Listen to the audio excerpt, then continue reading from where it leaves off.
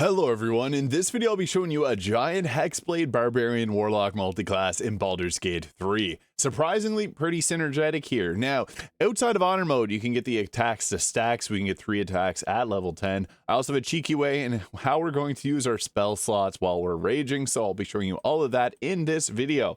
The Barbarian has the best start because it's going to give you the Constitution saving throw proficiency. It also gives you the rage, so you're going to be quite tanky early on in the game. And with the ability score spread, we're going to want to go around our charisma, but it's kind of an interesting combination because we do need a bit of charisma for our weapon attack rolls, but we also want to have some dexterity. Strength isn't going to be as important here because we're going to use charisma for our attack rolls, and you can use a strength potion if you really want to, but I think this ability score spread here works best, or something around like that. 16 dexterity, 14 constitution, 10 intelligence and wisdom, and 16 charisma. Once we hit level 2, we get our danger sense, giving us advantage on dexterity saving throws against traps, spells, and surfaces. So dexterity saves on things like fireball and lightning bolt, which are nice. We also get the reckless attack, which can turn our misses into hits. And then also we get to take our subclass. Now I like the berserker a lot, but we're going to go with the giant barbarian here. The berserker is probably the better choice, but we're going to do the thematic large giant barbarian. So with this, we get our giant's rage, adding double bonus on throwing attacks.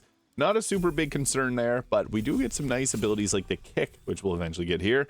For our first feat, there's a few good options. We can go with the alert feat here. If you want to use 2 weapons, we could go with the dual wielder feat, but my personal recommendation is to either increase your charisma or your dexterity. Dexterity will give you better survivability. Charisma will give us better attack rolls, but it might be better to increase our charisma once we reach a higher level where we can take the single level dip of the warlock. So yeah, early game, you'd go with an increase to dexterity, and later on, we're going to add the charisma there. Level 5 gives us our extra attack, fast movement, so increased movement speed by 3 meters. And we get the boot of the giants, which allows us to kick a target away, which can be really nice because you can kick targets right off of ledges. It's a really useful way to use our bonus action, so that's great. Level 6 will give us the elemental cleaver, but I actually think at this point it's best to add in the warlock here. And we get to take 2 of the best cantrips in the game, Eldritch Blast and Booming Blade. Although, when we're raging, we're not going to get access to Booming Blade, but there's a cool way that we can use this as well. And for the subclass, we're going to take the HEXBLADE. For spells, I would recommend taking the shield spell to give yourself a bit of extra survivability when you're not raging. And Armor of Agathis can actually be cast on ourselves before we go into combats. This will give us extra temporary health and cold damage on melee attackers, which is pretty nice. Rage is going to be something that's obviously you got to account for when we're doing a multi-class. At level 2, we get our Eldritch Invocation. So we're not going to use Eldritch Blast as much as we normally would use, but the Devil's Sight is actually extremely useful here because that allows us to use arrows and shoot darkness arrows around and get darkness. So if you also have someone else in your team, like a Shadow Magic Sorcerer who can create darkness for you, you can use it. So that's really useful. Now you could go with one of the other spells here, Disguise Self to give yourself the Githyanki weapons. False Life will give you temporary health points on yourself. If you really want, you can go with the Eldritch Blast buffs like Agonizing Blast and Repelling Blast. Typically that's what I'd use, but since we can't cast spells while we're raging, it's probably not the best option to go with that. Mage Armor also doesn't work here because we have a Constitution based armor class. You can go with the Beguiling Influence, giving proficiency in Deception and Persuasion. If you're the face of the party, this is a great choice. I also like the False Life. This will just give us a free 7 temporary health. If we're using this, we're not going to use the Armor of Agathis, though, so that's something just to keep in mind. But really, that's one of the few that will give us a good benefit here. So we could go with, like, Hellish Rebuke will give us a fire attack outside of our rage, so that's something we could grab. And actually, there is a bug that lets you use the Hellish Rebuke there while you're raging. That's not how it works in D&D, but it works in Baldur's Gate 3, so we'll run with it. For the Pact Boon, we're going to take Pact of the Blade. This is when we hit level 10. We get 2 attacks. This is really great. Also, we get to take another spell here, but just be mindful, we don't really get to use a lot of these spells because we're going to be raging. I'd love to have darkness, but our concentration breaks when we rage. However, Mirror Image will increase our armor class by 9, so we can take that, and it actually will work after we go into our rage because it's not a concentration. Level 4 gives us another choice in cantrip. I like to have the Mage Hand there. This can help throw healing potions at you or throw water bottles to set up a sorcerer. Minor Illusion's also quite nice. And for our next level spell, Shadow Blade can be pretty effective if we want to maximize the amount of damage that we can deal. Not everyone loves Shadow Blade, but it's an option that we got. Because really, we don't have much else we can use. You can end your rage and use the Misty Step here. I'm going to grab Shadow Blade, but take Misty Step otherwise. And for our feat, we're going to go with another increase our charisma for better weapon attack rolls. This is, again, a very useful thing with the HEXBLADE, as we use charisma for our attack rolls. Level 5 gives us our Deepened Pack, which gives us that extra attack now. So this gives us that 3 attacks at level 10, which is quicker than a fighter gets their 3rd attack. And we get all the extra benefits of this. So we can get rage, get the extra armor, or extra defense. Counterspell's not bad too, but it's, again, something that's going to get canceled if we're raging. So you take it if you want to, but most of the spells we're going to be using are ones we've already taken. The rest of these don't really matter too much. You could go with, I guess, a Bestow Curse here if you wanted to, but yeah, nothing really important. Beguiling Influence is likely the best one here, especially if you're going to be the face of the party. Level 6 gives us the Accursed Spectre, but I think another great option to go with, so we got a way that we can actually expend spell slots, and that's by taking the Paladin. Because with the Paladin, you're going to get some extra spell slots, but level 2 will give us Divine Smite. Oathbreaker is probably my preference here, but the Oath of Vengeance is nice because you get the Inquisitor's Might to add radiant damage and daze targets for 5 turns. The Oath of the Crown will give you a proficiency bonus to attack rolls, so that gives us a +3 to our attack rolls, which is quite nice, especially if you take, or if you want to have an increased critical, or increased hit chance. The Inquisitor's Might, though, is nice just to buff up your teammates, so whatever one of these that you prefer, this one lasts for 2 turns, the Oath of the Crown will last for 10 turns, and we'll go with that there, but it's really once we get to the next level is what we get, what we want. So this gives us 2 level 1 spell slots, which is nice, but we get Divine Smite, and we also get a fighting style. We can't actually use defense though, because this only applies when we're wearing armor, and a barbarian's not going to wear armor. So dueling is probably the best unless you're using a 2-handed weapon, which great weapon fighting is going to be the best choice there. This entirely comes down to how you want to play. My personal preference, if we're going to go Shadowblade, dueling. If you're going to use the Baldur and Giant Slayer, you're going to use this Sword of Chaos, go great weapon fighting. I'm going to add in dueling there and show what we can do with that. We also get a lot of spells that don't matter at all because we're not going to use them. Divine Smite we can use, but we can't use the other smites, so they don't really matter. So we got a pretty solid armor class of 27. That's respectable. That's because we got the Amulet of Greater Health, adding a +6 to our AC. Pretty nice. We also got the Mask of Soul Perception for +2 to attack rolls, initiative, and perception, which is great. Early game, it's the Haste Helm that would be best, increasing your movement speed by 4.5 meters, which is really nice to have. Or the Scrabby Pugilist Circlet to increase your damage by 2 and surrounded by 2 or more foes. Cloak Protection, really, use whatever cloak you got. If you're the Dark Urge, Deathstalker Mantle works great. Vest of Soul Rejuvenation, which will give you healing whenever you succeed on a saving throw, which we have advantage on dexterity saving throws, which is great. And then we can also make an unarmed strike against an attacker that misses, and we get a +2 to our armor class, taking that at 27. We also got the Helldust Gloves here, which will give us additional fire damage on our attacks. This is something that you can go with here, depending on how you want to build your character. We can go with the Gloves of Dexterity, further increase our armor class. Same thing as the Wondrous Gloves, which will give us a +1 to our AC as well. So those are 2 other great options. You can even add, if you wanted to throw, you could go with the Gloves of Soul Catching here. We're not going to throw for the purposes of this, but it's an option. Anything related to Arcane Acuity, normally I'd grab for a Paladin Warlock Multiclass, but they don't really work here. So if we're going with a 2-handed weapon, then you're going to add in the Bracers of Defense, which will give you a +2 to your AC. So that's a good way to keep your survivability up if you're going to use the 2-handed weapon.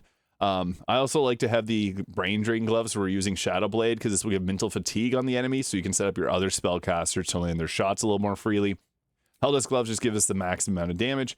The Evasive Shoes for the +1 armor class is nice, but if we wanted to forego that, if you have the Illithid ability Drain, the Boots of Stormy Clamor work great to apply reverberation on the target, so that can be good too. Early game weapon, Valor Alluve is great. If you want to use something a little bit more powerful though, Shadowblade, as mentioned, is going to be the strongest. I also got the Hellrider Longbow there. But the cool thing is, we can go ahead with taking Mark of Heshker here, so we'd apply this as our main hand weapon. And what Mark of Heshker is going to allow us to do is get a free cast. We only have level 3 spell slots, but that's more than enough to be able to give ourselves a additional... so whenever we pop this, it's going to do the 3d8 of psychic damage, which is pretty nice. And then a 1d6 of fire on top of that. Now, what happens is once we have this, we want to make sure that we bind our Hex weapon here. So this allows us to get the extra attack on that there. So that's something you want to make sure you're doing. We're going to put our Divine Smites a little bit more freely accessible. We only get 4 of them per short rest. I guess long rest too, considering those 2. But there's ways to recover our spell slots. So there's things like the Shield of Devotion. There's also the Spell Savant Amulet here, which will give you additional spell slots. So we got a couple different ways to add additional spell slots to ourselves if we wanted to. But also things like Mirror Image are nice too, to give ourselves increased armor class for more survivability, and Armor of Agathis as well. We also have this here, the False Life, which will give us that 7 temporary health. So if we're not using Armor of Agathis, that takes our health up to 156, which is just enough to stay alive. So I'll show you what this looks like now in combat. And if we have our haste applied here on top of the mirror image, that gets our armor class up to 37. Good luck to anyone that's trying to hit us. On top of that, when we're in a rage, we take half physical damage. So we're pretty tanky here, which is crazy because we're not wearing any armor. We're just wearing clothing. So yeah, it's pretty good. So with our mighty high initiative, we go first. Now, before we go into our rage, this does take a bonus action. I would recommend doing a booming blade first because you're not going to be able to do that while we're raging. So we'll go ahead here, roll to 35 to hit. Yeah, that was a lot of damage. So booyah, we got that off. We'll then go into our Giant's Rage, which will add additional damage on our attacks. This does use up our bonus action, so we can't do the boot of the Giants there, which oddly enough is doing, I'm not sure why the damage is like that, 0d20 plus 11, 1d6 necrotic. I don't know where that necrotic damage is coming from because we don't have anything here. I guess it counts as unarmed from the Helldust Gloves, the 1d6 from there. It's kind of weird that it's applying that, but we'll take it. I'm not sure why, but we'll go with it. And then now we got the option to do Divine Smite. We want to use this on any targets that's got a lot of health, like this one here. We got level 1 or level 3, so it depends if you want to add a 1d8 or a 4d8 to your attacks. We'll just go with the 4d8 there to show the possible damage. Boom, 39 and 46 is a lot. Like I said, it was 60 psychic damage, 8 fire damage, and 39 radiant, which is 8d8 radiant. And this was a critical hit, so yeah, it's a lot of damage. 68 psychic plus a charisma modifier plus the dueling plus the rage equals 30. And yeah, that's a lot of damage. It doubles because of the resonance stone. I would recommend grabbing that for this. You can also turn on Divine Smites as a reaction. However, you might want to be a bit cautious on that since we only have 4 smites. It's not a lot of smites. They're more so used to take out the harder to kill targets. We got our extra attack, so that's what we want. So we'll go ahead here with another attack. Needs an 18 to hit. We rolled a 19. Perfect. Boom. 52 damage. That took them out. And we still got an action. So with that action, you can use your lay hands, I guess. That's an option. It's kind of funny you can use that while raging. But we're going to want to take out our enemy spellcaster. So we'll go after this target here. Boom. That was enough to take them out. 42 damage and 5 on the fire. And then you also get the piercing strike from this weapon, which is kind of cool. So we could go with that, but we'll just go with a regular attack on this target here. And go with the critical hit, 76 damage. That was really good. And then we got a target over here to go after. And we'll finish off with our final attack here. You could go with an arrow attack and even use like arrow of many targets to apply multiple damage to multiple targets and the ability drain too. But that was just good enough to be able to finish off 6 or 7 targets in a single turn. Pretty useful. And if we had our other bonus action, we could use the Boot of the Giants. And they took out my mage hand that I popped down. What's great about mage hand is if it has the same initiative you can stand beside it, drop a potion as a free action, and then get the mage hand to throw it at you. So we got wombo combo there with command grovel. That's the only downside of having the resonance stone is you get hit by that so much more freely. So make sure you have someone counterspell or you'll end up like my team here. You can always help them out to get them out. But I would always just recommend going after the target that apply that on your team. It brings us out of our rage, unfortunately, but that means we can use Booming Blade again to here go ahead and attack. Alternatively, you can also just not go into the rage and use that to be able to spell cast a little bit. Not ideal. We want to rage whenever possible. But you can also use that to give yourself the Boot of the Giant. So that's another nice thing. So we'll just go over here, try to take out as many targets as possible.